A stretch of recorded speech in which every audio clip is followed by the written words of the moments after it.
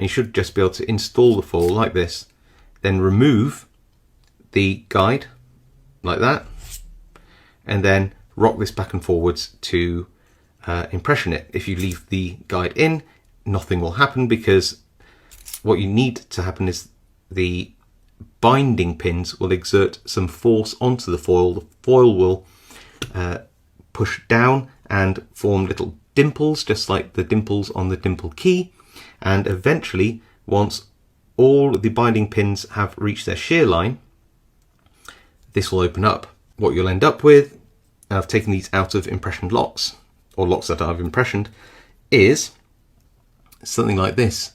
And you can see these dimples in the foil. Some are very deep, some are very shallow, just like the bittings on a key.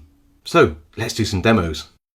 Right, so I've loaded another foil into the impressioning handle, and I've got that clear cutaway practice dimple lock, and I thought, well, I know it's probably going to be a lot easier because it's not really a proper lock, but wouldn't it be fun to try and impression it and just see whether we can see anything happen as we do it? So I've just zoomed in a little bit.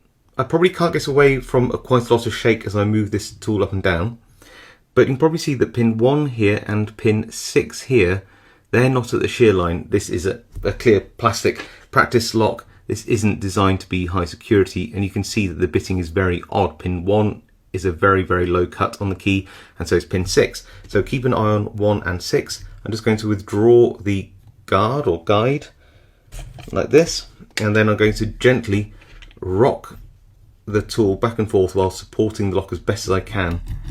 And hopefully, as we, already you see pin 1 move up to the shear line, and then we should see pin 6 there. It's slowly moving up. Can you see that pin's moving up as we impression the lock, and we are open. Now if I remove this, hopefully you'll be able to see that we have two big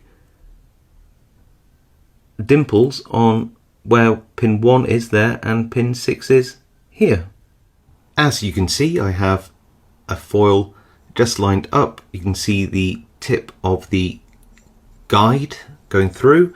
I just need to invert this, make sure that I'm nice and tightly screwed in, and then pop this down holding the back of that guide, and that should slide in very nicely. Now we very, very carefully just remove that guide like this and gently rock this back and forth in the lock, and this can take a number of minutes. So I don't know, I guess cue music, I might speed this up.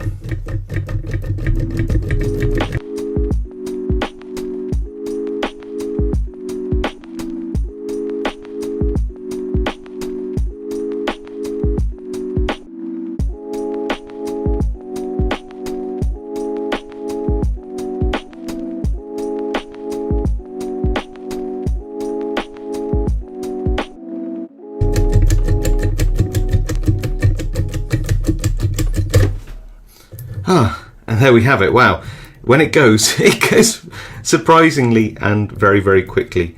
But